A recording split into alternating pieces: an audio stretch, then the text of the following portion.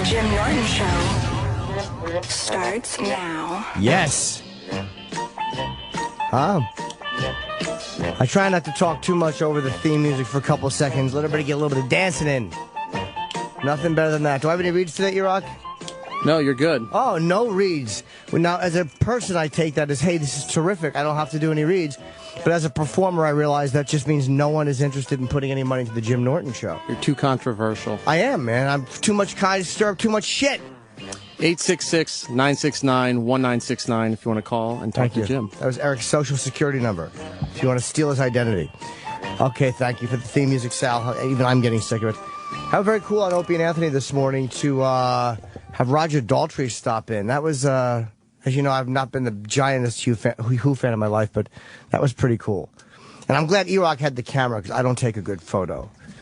So I have to leave at 10 of today because we have to do breaks anyway. But I'm taking my third straight day of working out with trainer. I'm doing my trainer at least 3 or 4 days a week now. From You're now working on. your glutes? Yeah, my glutes. Glutes don't really need that much work. And all right, let's just jump right to Josh in Baltimore. What's going on, Josh? Got a friend who's a major cokehead.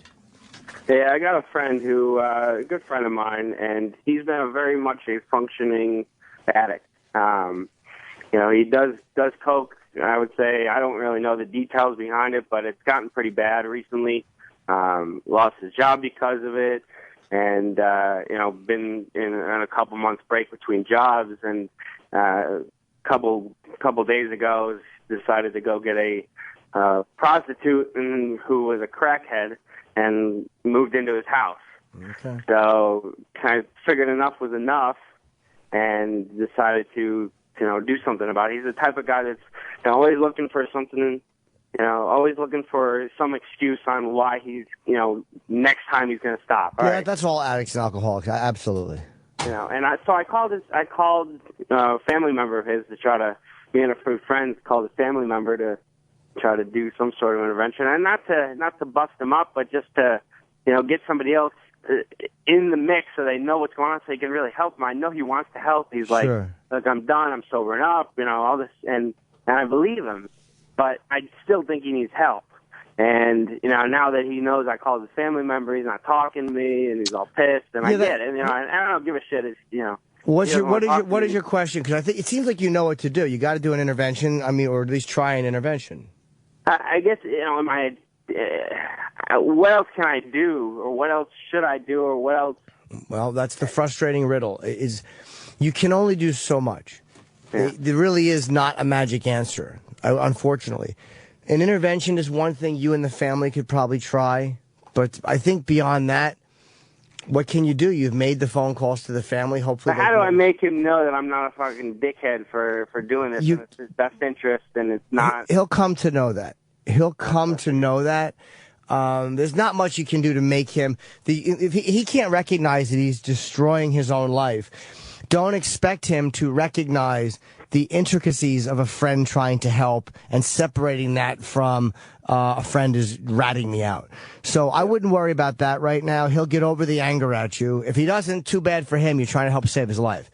So it's always got a next time. Oh, I'll stop cheating on my girlfriend when she starts sleeping with me, or I'll do this or that. Yeah. And it's like, oh, I'm getting a new job tomorrow, so I'll stop doing coke. It's like, dude, I get it, and I know you have great intentions to want to, but it's just like it feels like you hit rock bottom now, and it's like it's time to do something.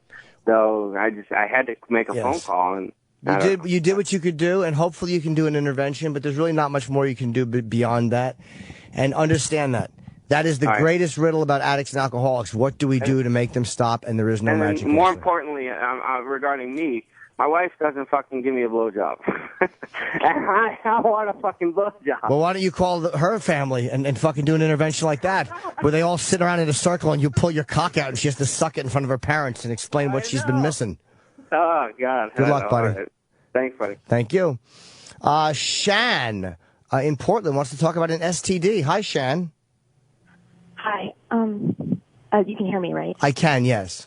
Okay, good, because I was told that I needed to speak up. Okay. I had sex with someone recently, and they told me they had genital warts. Okay. And I know you've talked about having STDs, but I don't know if you were joking or if you were serious. I've joked about it, but I know I've joked about it. I caught, I think, chlamydia once or twice, but I wound up just taking, I think, penicillin for it, but that's years ago. So as far as warts are concerned, very luckily, I've never, ever experienced that. But did they tell you before the sex? No, they told me after, and I heard it from someone else. Yeah, and I asked him about it, and he was like, "Oh yeah, it was like a year ago, and it was just a wart, like one single one, and now I have to go get tested, and apparently it's like HPV, and all they can do is visual checks, and like the most I can do is get a pap smear, and if it comes back abnormal, then I might have it or not." Well, apparently a lot of men have it and don't realize it, and I'm not familiar. This is a doctor question with a wart. Like, are you obligated to tell someone you have a wart if you've had it removed and you don't have it anymore? Is the virus... I never went to a doctor. Oh, he didn't? I never went to a doctor. No. Yeah, well, I'm not asking, like, the medical stuff, because I know all that. Okay. But I'm just, like, I want to know how to deal with this, because, like, it's ruining my life. Well, just go, first of all, go get tested. I mean, how can you deal with it? What can you do? I mean, you know, it was, did you make him wear a condom? Yeah. Well, then I don't know if you have anything to worry about, do you? Oh, I did. My mouth was on his penis. So. What's that? My mouth was on his penis at one point, so. Let me ask you, how many dicks have you sucked in your life? I'm not even being dirty. I mean, how many guys have you given head to? A lot. Like. Okay. So you've over 10. What's that? Well over 10? So statistically, if it's any consolation, you have probably sucked an HPV dick before and not known it. Huh. If it's any consolation, most people don't. I don't know about getting HPV from blowjobs because most blowjobs are given without rubbers, and most men don't know if they have it. Amy Schumer knows a lot about this. She talks about this in her act. I just don't know that much about it. I know I've never had an experience with it that I'm aware of, so lucky me.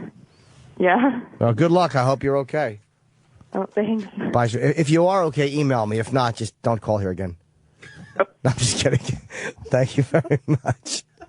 Goodbye, sweetheart. Good luck. Let's talk to Joe in New York. Thanks, Jimmy. I kicked a 5-year heroin addiction because of the show. Oh, that's great news.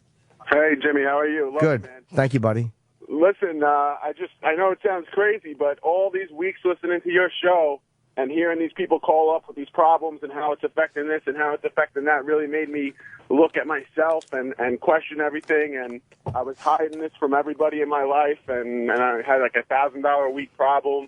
And wow. I just, decided to just come out and tell everybody. I told my girlfriend, I told my parents, and, I kicked it cold turkey. It's been like almost 30 days now. Good. And I feel great again, and I just want to thank you because it really did help. We saw you at Caroline's, and I was all fucked up, and, it was just a miserable time. So have you gone to any 12-step meetings or anything?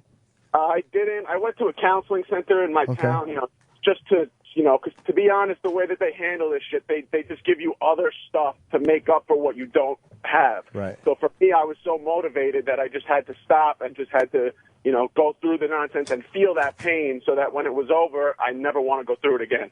Okay, well, keep going, do what you're doing. If you feel like, I can kind of, if your mind plays a little tricks on you, just always remember that there are 12-step programs there. If you find you might want to try them, I have found them to be very helpful, but, it's up to you. But I'm happy to hear that you're making a great effort. That's fantastic, man. All right, thanks, Jimmy. Good luck, buddy, and keep going. Later. Bye. Jeff in North Dakota, you want to follow up on advice I gave you a month ago? Yeah, hey, Jimmy, happy birthday. Hi, buddy. Thanks for calling. About a month or so ago, I called. I was having an issue with me and my wife. We'd have a threesome with one of our friends, and I kind of just ended up sitting there basically with my dick in my hand. Yes, and then you felt that she was talking to him more or whatever, or yes. And, I was with another girl, and she had, you had told me that, if there's resentment there, that it's never going to work. So I actually I took your advice. I sat down, I talked to her. I told her, it's nice to watch, but, I'd like to be a little more involved, and if you can't be a little more involved, it just doesn't need to happen anymore. And lo and behold, this past weekend, everything started up again, and it happened again, and she actually let me do it, and I didn't know what to do for sure, but I did it. She actually turned her on more than she thought it ever would. Everything worked out. Oh, good. Yeah, sometimes if you talk to somebody, it really does help. So everything worked out to your advice, and it was awesome. By the way, I want to say thanks for that Black Sabbath nugget this morning on O&A. That was awesome. Good, yeah. Awesome. Support that new album. Honestly, I'm a biased Sabbath fan, but the album is fucking tremendous. So I'm glad you enjoyed it. The only Sabbath best Sabbath fans are the biased Sabbath fans. Yeah, you're right. You're right. Thank you, buddy, for the call, and congratulations. David in L.A., trying to find my first girlfriend. Now, have you never had a girlfriend, David, or are you hunting back for a girl you used to date? Hey, Jim. Big fan. Hi, buddy. Thank you. No, I've never had a girlfriend my entire life. How old are you? I'm 23. Okay. Yeah. I know I'm good looking. I'm relatively funny. I mean, I've been on dates. I get laid, not often, but I get laid decently enough. And every time I've tried to get to the next step, I either don't get like a third or fourth date, or like if I've asked the girl to be my girlfriend, I get a big no. I don't know what the problem is. Well, let me ask you. Now, have you said, will you be my girlfriend? Yeah. What I've found, and you know, in the 50s, there was, hey, wear my jacket, or I'll be your girl. It seems like these days, you are boyfriend and girlfriend before you acknowledge it. Like, it seems that people now will do a bunch of dates, and it kind of becomes casual. I think we're a commitment-phobic society, and I'm certainly a member of that. So it seems like we kind of back into commitments now. Like, all of a sudden, we're in a commitment, and then we'll go, okay, I'm not doing anything. Yeah, I'm not doing anything either. I guess we won't, as opposed to setting the parameters beforehand. Maybe just let it happen. Maybe you're rushing it a little bit. Stop looking for the end game being the girlfriend. Just date and let it happen a little more naturally. And then maybe by the time you're on the 7th or 8th date, then you might want to go like, hey, I'm not seeing anybody else. Are you seeing anybody else? Or how do you feel? Like, as opposed to going, could you be my girlfriend? And immediately putting a label and a stamp on it and fencing her in. That's another problem. I don't really get to the 7th date. I mean, it usually ends after a few dates. Well, why not? Are you a bit overeager? I guess that may be part of the problem, yeah. I mean, I've wanted a relationship since I was a little kid, and it still hasn't happened, so I guess that's part of it.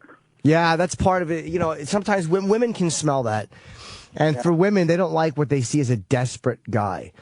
We love a desperate woman because it means we can fuck her, but women do not like a desperate guy. So you don't want to give that off too much. If you're actually a decent looking guy and you're kind of funny, you'll get a girlfriend. Just relax and date a few different people at once. You know, I wouldn't suggest looking for the magic one. Try to keep a few different people going at one time and then see which one, if any of them work out. Eventually one will, dude. You're not going to go through life without someone. Just don't panic as much about it. Enjoy the dates. Believe me, once you have a girlfriend, you're going to go, what the fuck did I want this for? Trust me. Right. All right? And by the way, my signed Despicable album is like my best prized possession. Thank you, buddy. I'm glad you have it. Thanks so much. Bye, buddy. Anthony in Philly, having a drinking problem and you vomit all the time. I certainly relate to that. Hello, Anthony.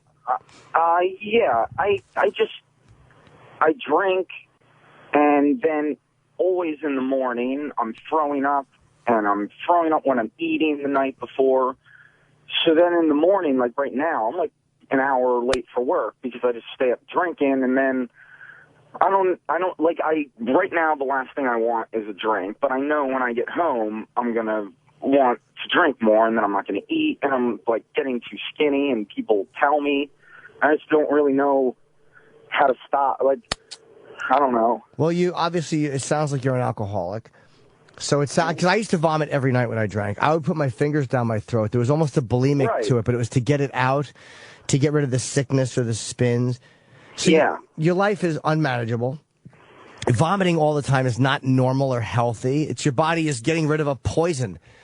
So, do you really want to stop drinking? Do you want to stop vomiting and being late for work and being hungover and having your whole life revolve around this shitty activity? Of course. Then what you might want to try. Do you have insurance? No. Okay, so you might a rehab might be hard, or you could find one that would let you just come in. But basically, you want to get into a facility and you want to stop drinking and you want to do something that alcoholics do. Have you ever been to any 12-step meetings? No. Maybe you should try one. Why don't you go online or call in maybe any one you choose. There's AA is a big one, and there's some other ones, I guess. And find one and call it and say, look, I need help, and maybe somebody could take you to a meeting. Yeah, I think I need to definitely talk to someone. It sounds like you do, and it sounds like a meeting would help you. A meeting certainly won't hurt you. Going to or a few meetings certainly won't make your drinking any worse. So if you're at this place where you're just not enjoying life anymore, and it doesn't sound like that's fun, dude. No. But you can get off. As they say, the elevator, it only goes down. It never goes back up, but you can get off anytime you want. Right. That's a good point. I just really got to grab by the balls or something. Like, I'm like a normal dude. Like, I like jokes and, like, shit makes me laugh and stuff. It's just that, I don't enjoy going out with my friends and drinking any longer because I know it's like an excuse to drink when they want to. Sure. And it's also... once the party is over and we're still doing it and we're still fucking abusing ourselves, it's just, you get to a point where you're like, why am I doing this? And then you can't answer the question, but you do it anyway. It's complete and utter insanity. There's nothing good ever going to come out of it. It is just, it's wrecking everything that is probably good around you. What your drinking is doing to you is what my sex addiction does to me. You know what I mean? So I would just suggest, calling one of those things and going to a meeting because it's certainly not going to hurt, okay? Yeah, I think that's the right call, man. You're right. All right. Well, I'm glad you called, man, and good luck, buddy. Stop vomiting. Thank you. Okay? All right, I will. All right, bye. Let's see. Rob in Atlanta. Question about stand-up and writer's block. I'm sure a lot of people, even if they don't do stand-up, write blogs or whatever and have writer's block. Yes, Rob? Hi. I've been doing stand-up for about 4 months now. And cool. Kind of getting sick of the same 5 minutes. Sure. I'm trying to come up with some new stuff, but, most of my jokes are kind of about myself. Sure. I've kind of run out of stuff to talk about. I was wondering if you had any kind of advice or, I guess, tricks to kind of get the ball rolling. Well, you're still very new in the game, and that matters because what happens is your comfort level on stage grows as time goes on. And you begin to get more comfortable just kind of going off book a little, even if you don't know where your destination is going to be. And you learn how to rein in something when it's bombing. And you learn how to, like, say I have a joke where I talk about a relationship and I go from my relationship into sex. Okay, that was my segue. My girlfriend, and man, do I like to eat pussy. That's how I'm doing it. But now I want to talk about going to Aruba. Fuck, how do I do that?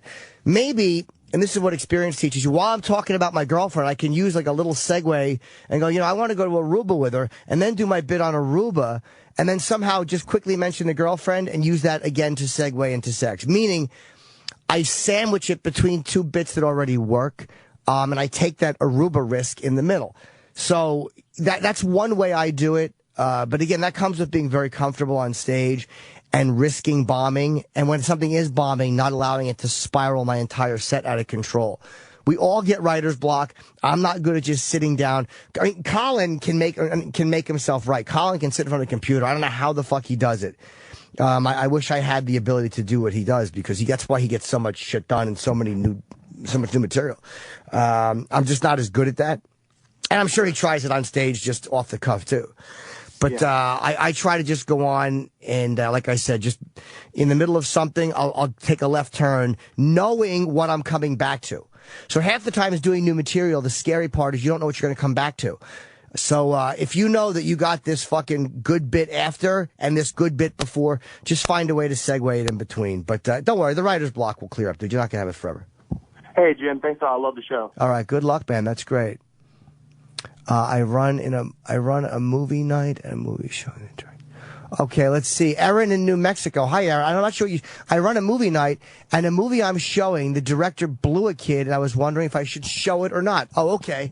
Hi, Erin. You run a movie night now. Is it a local movies? No, it's a website called killerreviews.com, and we run Friday night movie nights and just show horror movies, and people just show up and chat. And now, don't say the director's name. Don't say the director's name because I don't want to get sued. But let's just say he did his time. It's okay. It's on Wikipedia. It's fine. Okay. Well, whoever he is, should you show his movies because he blew a kid?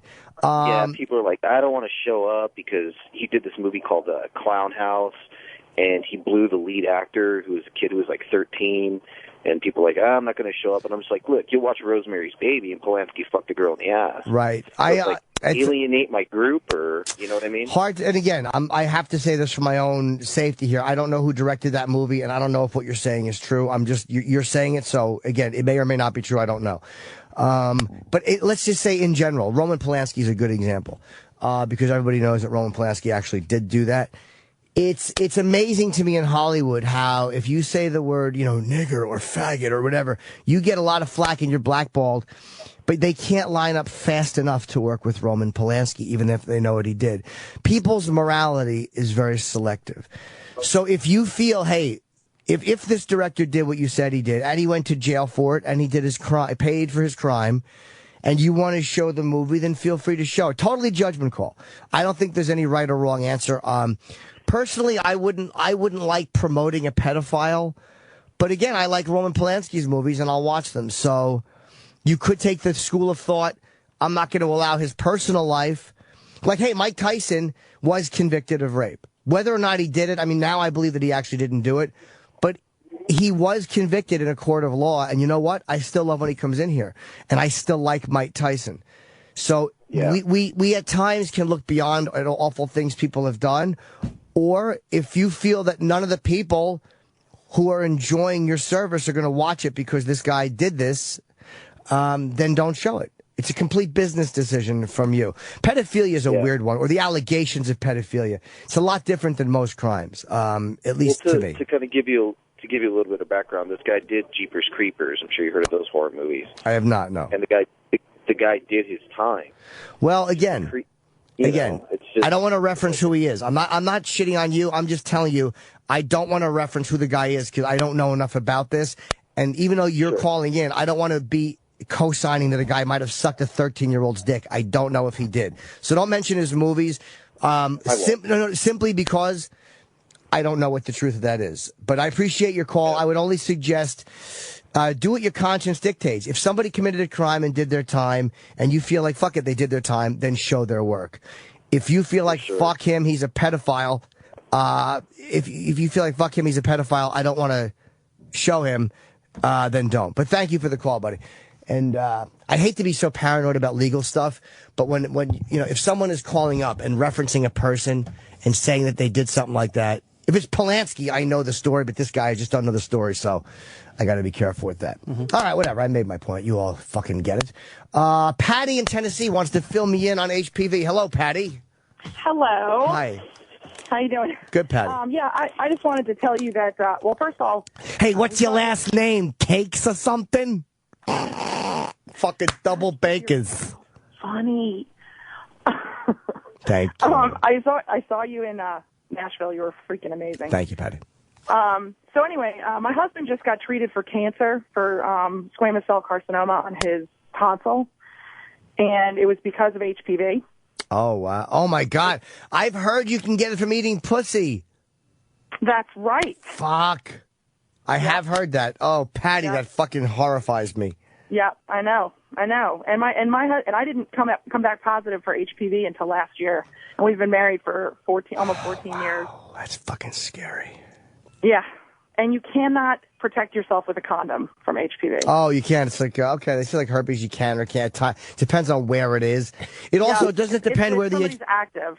Okay. If their disease is active, you can't protect yourself against it. Okay, well, thank you for saying that, Patty. I don't know enough about the... Do you want to get Dr. Steve on to talk about this? I'd rather get fucking Dr. Kevorkian on. HPV, what does that mean? Hats. I couldn't think of a PV myself. All right, thank you very much, Patty. Yeah, I would actually love to ask Dr. Steve. Right, the great Dr. Steve. I don't even want to call him Dr. Steve anymore. His name should be the great Dr. Steve, because he is a truly... compassionate and good doctor. We're calling him now. All right, well, fuck him. Who else we got? I'm sorry, I'm looking at my Roger Daltrey picture instead of the fucking screen. I'm sorry, I really was not doing my job. Now, let's go to Mike in Ohio. Me and my wife had a kid. Sex life, she's not into it. Hi, Mike. How you doing? Good, buddy. How are you? Oh, pretty good. My son's about 7 months old now. Before we got pregnant, our sex life was just unbelievable. Constantly, I'm only home about 4 nights a week, so, kind of make up for it when I'm home from when I'm not. Kid comes along, course, I understand, that there's healing process Sure. or whatever. So, once you got to the point to where we could actually have intercourse normally without being cautious and whatever, see a little bit into it, it hurts, or I'd see a look on her face and just totally not into it, which totally turned me off. Oh, shit, yeah. I mean, even for a while after that, I just had even no desire to even masturbate for that. And then, slowly as position-wise, it's basically like missionary or she's on top, and that's it. Anytime other than that, want to do anything else, it hurts or it burns or, goes to the gynecologist, everything's fine. So I'm not sure if it's some sort of psychological thing. Or yeast infection, maybe. Have you asked her, does she want to have sex? Right, yeah. And, she might say, I'm not really feeling like it, but, I'll go ahead and pleasure you. Well, that's all fine and dandy. Sure. But for me, if I don't see my wife enjoying it, I don't enjoy it as much. I mean, any man's still going to ejaculate and have an orgasm or whatever, but I take satisfaction and I get off by knowing that my wife is having satisfaction and getting off. Yeah, it's difficult. Again, I think people react differently to having kids, and there's obviously Dr. Steve. We're going to drop your call. I'm going to take Dr. Steve, and we're going to address what you said, because he may know more about this than I do. We're going to ask him about HPV. So thank you for the call. So, Dr. Steve? Yes, ma'am. 2 questions. We have one guy who just called who is saying that since his wife had the kids 7 months, she's complaining about a burning or she's not enjoying the sex. Is that normal, or do you think that's got just something to do with the dynamics of their marriage? Well, it's not normal. Painful intercourse is called dyspareunia. And as opposed to datpareunia? Fuck yeah. It's a parunia show, cocksuckers. Well, I love parunia juice. Sorry. You move your bowels. Yeah, this is not funny stuff. Let's get to the meat of the issue. Hey, yeah, it's she could have had some birth trauma when that giant head passed through her small vaginal canal, and there could be some scar tissue there or even some residual inflammation, and she just needs to go to her OBGYN and say, look, now since I had this kid, every time I have sex I have pain, and there are things that they can do about that. Okay, and I hope that helps the guy who called, and because he doesn't think his wife's enjoying sex. Could be postpartum depression or whatever. Well, sure. I mean, it could be multifactorial, and if she had a vaginal delivery and had a lot of pain with that, she may be associating having sex with him with having a lot of pain 9 months later. So that could be weighing on her psychologically as well. And we had a couple of calls about HPV. This girl called up and said that she fucked a guy who it turns out had a wart or something, and she blew him, but he wore a condom when they had sex. And she's freaking out. And I said, well, that most men don't have, they know they have HPV, so you've probably blown HPV before without knowing it. Yeah. And this other woman called up and said that her husband had tonsil cancer from eating her pussy, not knowing she had HPV, and she didn't know it. So I guess we just wanted a little bit about HPV and protecting yourself with a condom, or no? Yeah. Yeah, it's very, very common. HPV is the virus that causes genital warts, but it also causes plantar warts and warts on your hands, too. And there are a few subtypes of HPV that can cause cancer, cervical cancer, head and neck cancer, that kind of stuff. So that's why we're recommending that everybody that is under the age of 20-something get the Gardasil vaccine, because it vaccinates against the really nasty versions of HPV that can cause cancer. Why can't we vaccinate against it at our age? Well, because we've probably already been exposed to it. I mean, you could, but they're trying to get this next generation to be completely free of these viruses. So, and these fucking people are like, oh, well, you want us to vaccinate 12-year-old girls? You're encouraging them to have sex. It's like, no, asshole. We're trying to catch them before they get the HPV. So we want to get these girls when they're really young, and men too now. Yeah. And it's the first cancer vaccine that we have, and there's a really good chance that we can reduce the incidence of cervical and head and neck cancer dramatically through this. But for the rest of us, we just got to protect ourselves. Now, most people have been exposed to HPV already, you know, and a condom definitely will make a difference if the warts are in a place that can be protected by the condom. Right, but if they're on the nose, it doesn't help. Exactly. The on the nose or on the ball sack, and it's slapping against the girl's feet, and the next thing you know, she's got HPV there. So yeah, it's a little rough. Same thing with herpes. Herpes won't always be in a place that can be completely controlled with a condom. Right, and that's how people can transmit it, even if they're wearing a bag. Sure. Yeah, you get a blowjob from somebody with a cold sore, and you may get herpes on your dick. So I guess the beautiful lesson here is if you're married, stay married, because it's a fucking jungle out there. It's a viral jungle, my friend. Thank you, Steve, very much. Okay. Hey, thanks, man. Anytime. Bye, buddy. Weird Medicine, the great Dr. Steve. Saturdays at 9. Yes. And there's a guy calling up here who's saying, my wife has the same issue with having sex after a baby. Brian, no, I'm sorry, that's Joe in Babylon. Let's hope that Joe doesn't Babylon. Right. How you doing, Jimmy? Welcome aboard, Joe. How's everything? Good, buddy. So what happened with your wife? We had a 9-pound baby. Jesus. And, yeah, huge kid. And she had the same pains, and our doctor said that she fractured her pelvic bone during sex because of the size of that. I mean, not during sex. During the birth, yeah.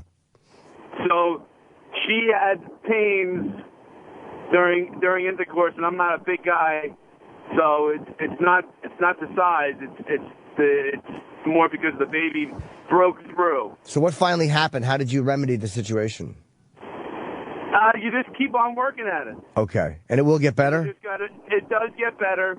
And it's just like any bone that heals. They can't put a cast around it, of course. Sure. So they just keep on plugging along. Okay. Thank you very much, man, and I'm glad it worked out for you. Be good. Let's see. Somebody, Bill in Boston, says, what's it like to be sober around people who have addictive personalities? Yes, Bill? Hey, Jim, I'd first like to say I saw you in New Hampshire a year ago, and it's one of the funniest nights of my life. Thank you. Yeah, people tell me when I perform, it's akin to magic. I felt it. Thank you, buddy. As a comedian who's clean and sober, what is it like to have other people around you that have addictive personalities? It must be tough to struggle with the balance of being their nanny and wanting to help people and still wanting to be a friend. Is that difficult for you? No, I'll tell you why. A couple reasons. One, I still have an addictive personality, so I relate to them. But the people still using like drinking and drugs, I'm not a wet nurse, and I don't save people. I try to lead by example. Like, people know I'm sober, but I'm not the fucking bleeding deacon to people. You need to stop. You need to quit smoking or whatever. They see me and how I conduct my life with the imperfections too. And if they want what I have, which again, for all the bad things I do, I'm not going to drive into a pole and kill a family to get them drink. You know what I mean? There's a lot to be said for being sober from alcohol and drugs. So I hope that they see that and recognize that and want that. And then I talk to them if they ask me. No, it's not difficult. And I really mean this. I learn more from them than they will ever learn from me.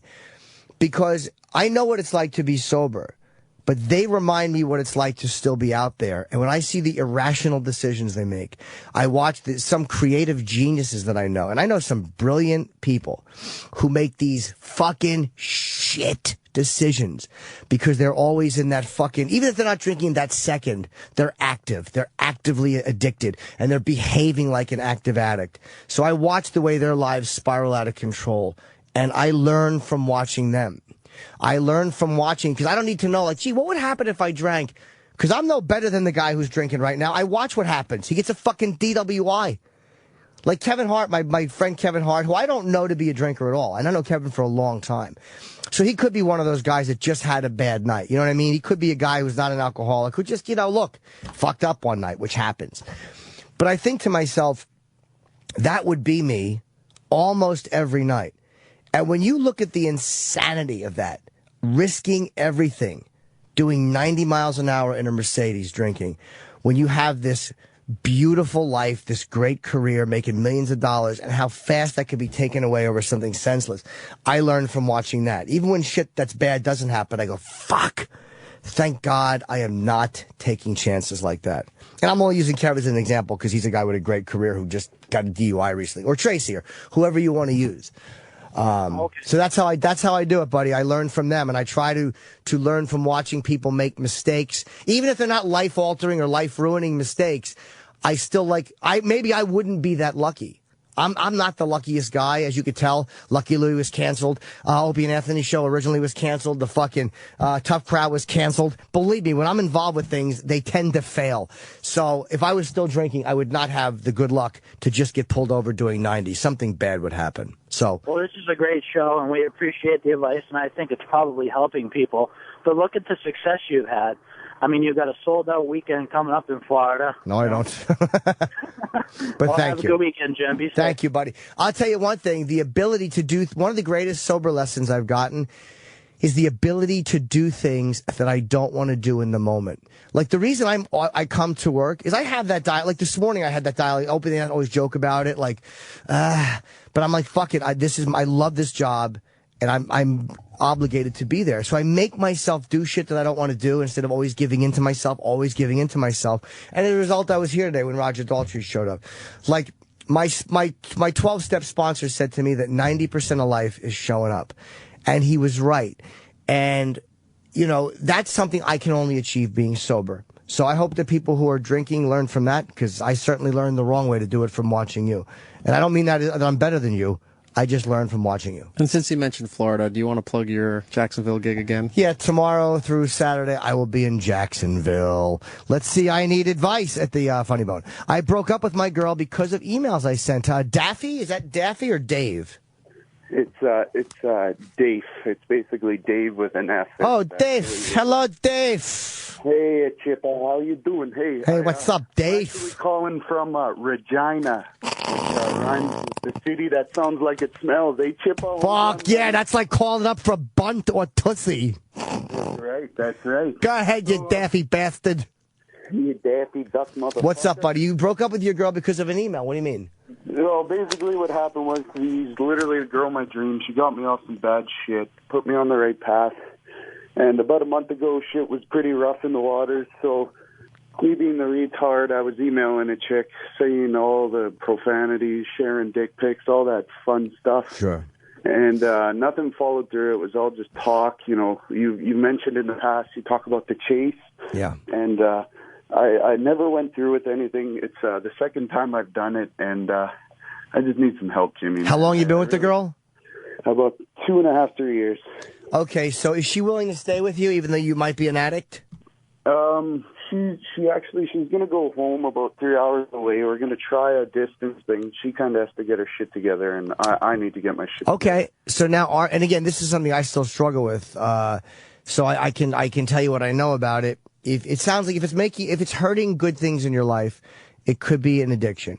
And if you're calling up and saying, I genuinely want to do something about it, there are a bunch of 12-step sexual programs, and a lot of them have different parameters and guidelines, but you can easily look them up and go, and you'll hear something that you can. There's a program called SLAA, Sex and Love Addicts Anonymous, which is a lot of people have had great success in that one. You might want to, and I believe that there's Sex SCA, SA. There's a whole shitload of them. So okay. Yeah, no, I was looking at counselors and stuff. In Regina, and but no, I do got to kind of follow up with a specialist. I mean, I really want this chick, man, like big time. Okay.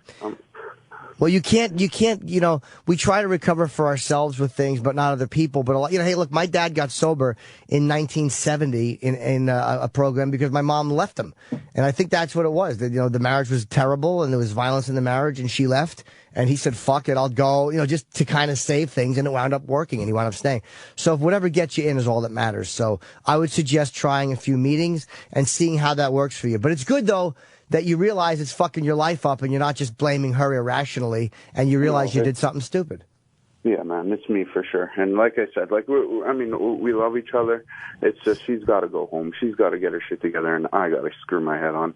I mean, yeah, that means I get a house alone for the first time in my life, but it's what I do in that house alone that really, I can't just sit there and whack off like a bazillion times a day and pretend I'll get better. No, because it really is, dude. It really is a way of isolating and not living. And I do that again. There's times where I'm like, I wasted my whole day just looking at pornography or obsessing sexually.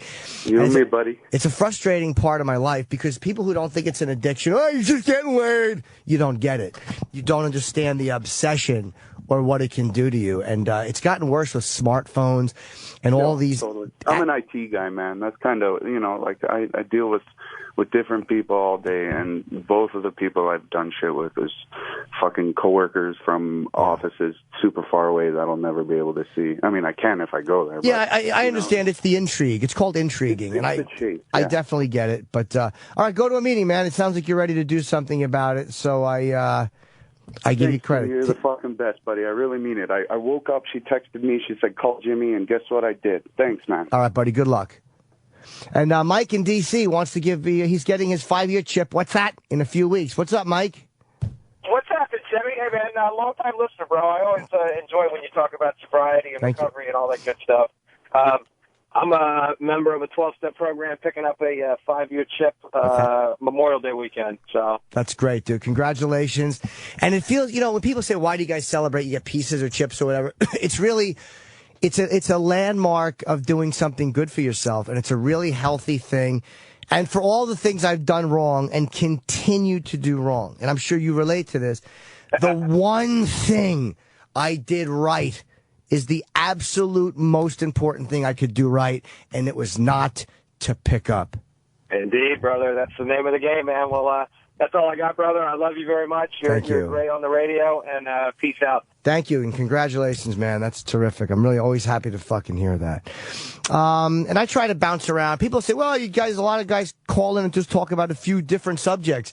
But that's the way any advice show is. When you look at, say, Dr. Drew and Carolla, they had a great show, Loveline. You get everyone's calling in about sex or love. This one, at least we mix in with some comedy questions or whatever. Who wanted to ask? I wanted to ask Jim about comedy and being a comedian. Adam in PA, we'll touch on that for a moment. Hello, Adam. How are you? Hey, what's up? Hi, buddy. Yeah.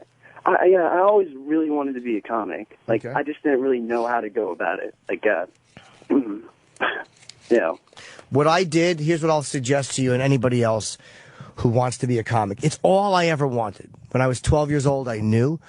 And I said I wanted to be a lawyer when I was in high school because the reality was that seemed feasible and comedy seemed like this stupid pipe dream. But if you want to try comedy, what you should do is write down things you think are funny. Just write them down. You have to put them in front of you at first. Find what we call a new talent night or an open mic night and go down one night and sign up, and you may have to bring a few friends. Take the risk and try it. That's my advice. Try it. You don't know if you're going to be good at it. For the first 10 times, you don't even know if you're going to be good at it. But you should try it. Because there will never come a day when you wake up where the fear is gone and you go, today is the magic day, and it just happens. You have to do it. You have to go down. You have to sign up. You have to do the research and find the place. You have to write the ideas down. So I would suggest doing that stuff and taking the step because it won't be taken for you, okay? Thanks, man. But good luck to you. Understand being afraid is normal. You're an asshole if you're not afraid. You're supposed to be afraid. If you weren't afraid, there'd be 250,000 comedians. But that's why there's a limited number who do well, because it's the fear of bombing that stops people. So I would suggest go up there and give it a shot, and good luck to you, my friend. And the worst case scenario is it's not what you're meant to do, but you'll never regret trying it a bunch of times. I'm telling you. Let's talk to Bill from Pennsylvania, who's been diagnosed with post-traumatic stress disorder and needs a remedy for sleep. Hi, Bill. How you doing? Good, buddy. How are you? I'm a Marine. I'm not been on the service. I was in the Marines in the 70s. Okay. And I fought overseas and stuff. And I lost everything. I've been sober now for 27 years. Oh, great, man. And the thing is, I recently been diagnosed with post-traumatic disorder, and my therapist says it's because of the war and stuff. And she said I'm subconsciously trying to commit suicide. Okay. But I have a hard time now. Lately, it's been like a year now. I just can't go to sleep. I'll lay down, try to go to sleep, and I just stay up, and I just start panicking about the next day. Yeah. And stuff like that. You panic that you're going to be tired all day the next day, and then you look at the clock and you get angry at yourself. I can't fucking sleep, and you start to dread laying down at night. Yeah. Yeah. Especially if I know I drive truck, and I know I got to get up early to be somewhere. You know what I mean?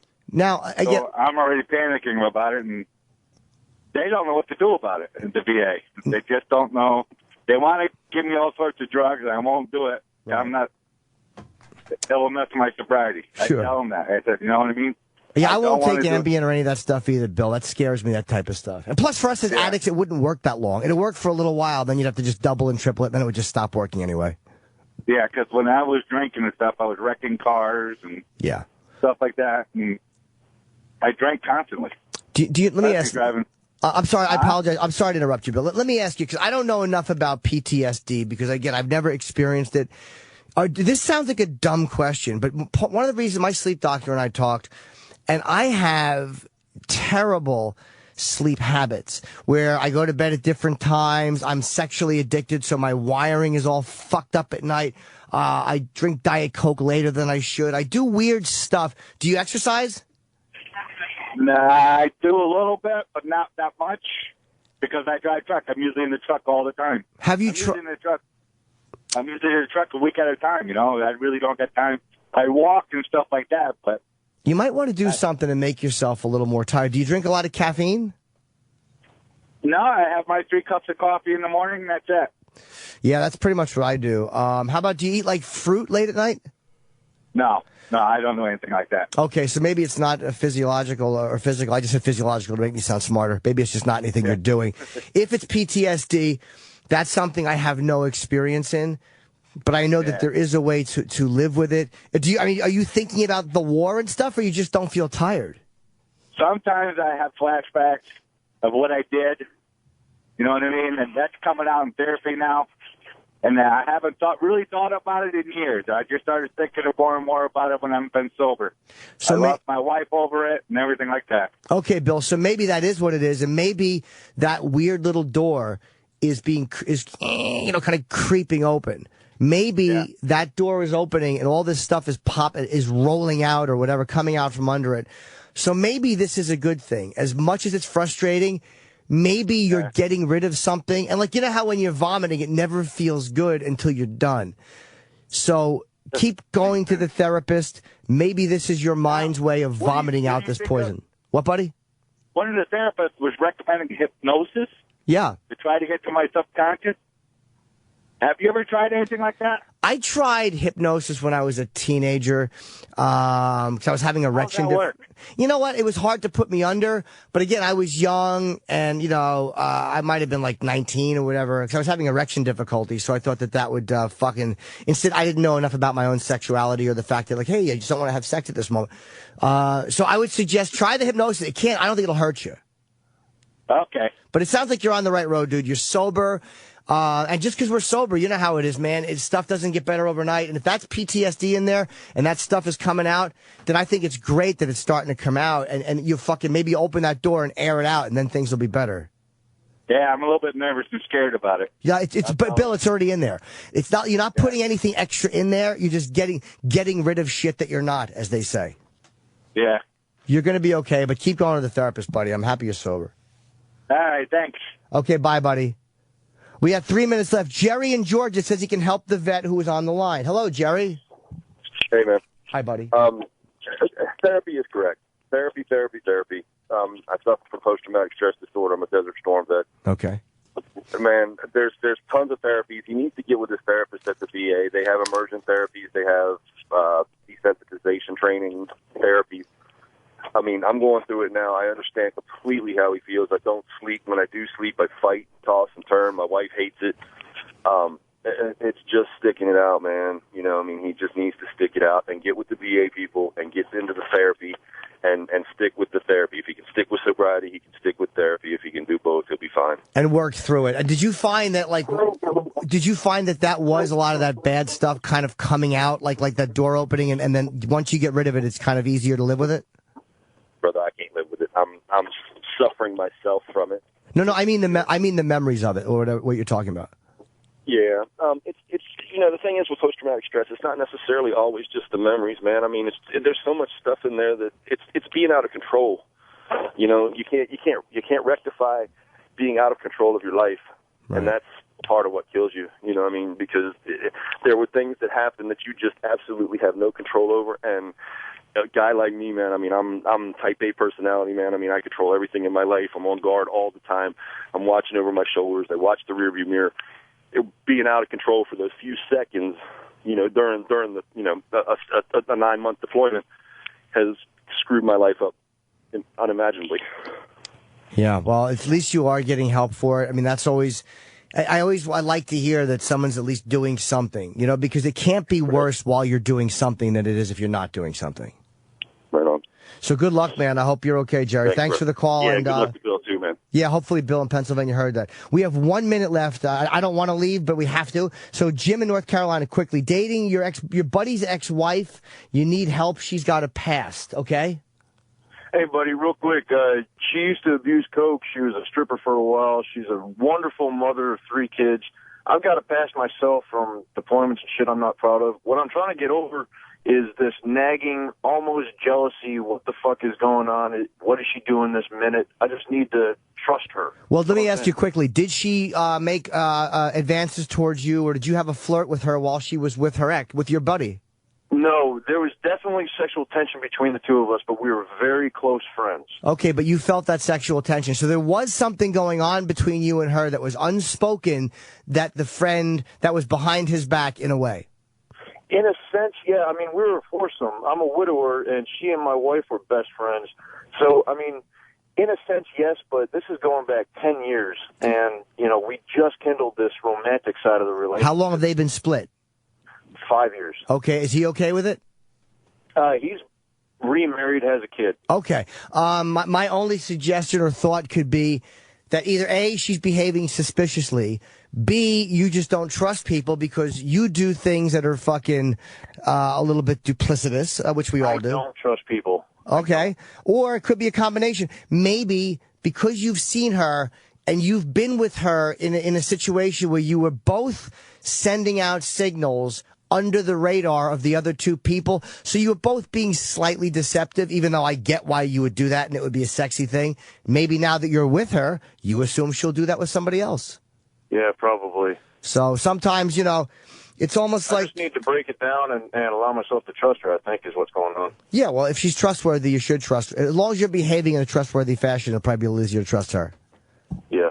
Thank you very much, buddy. All And right, buddy. Sorry to cut you off. We have to go. Let me see. The guy who needed to talk about letting go of things, call back next week. And the guy is saying on the Comedy Central channel that runs my ad, they're mentioning I'm a Stern guest. All right, whatever. Maybe they mean I'm a Stern host because I'm Stern. I don't take any shit, right, E-Rock? Sure. See you next week.